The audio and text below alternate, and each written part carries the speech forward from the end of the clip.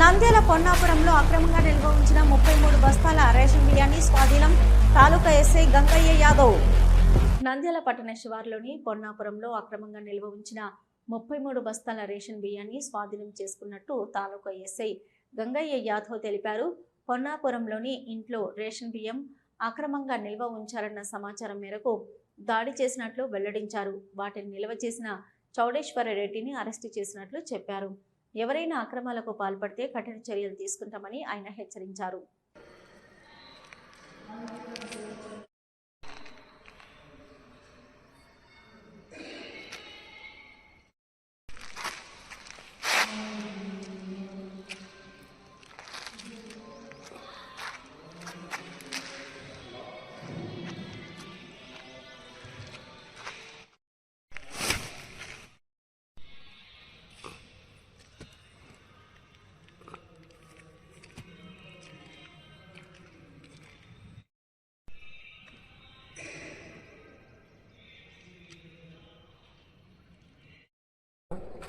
Aproveita.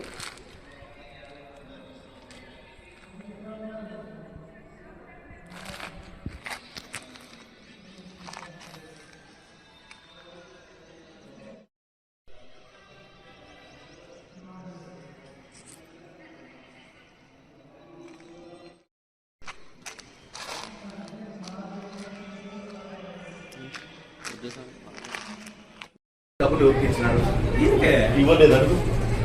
ఆయన చెప్తాడు ఇవ్వలేదని ఇచ్చారని చెప్తాడా మానవత్వం ఉందన్న చెప్తారు వాళ్ళు వచ్చి పొద్దుట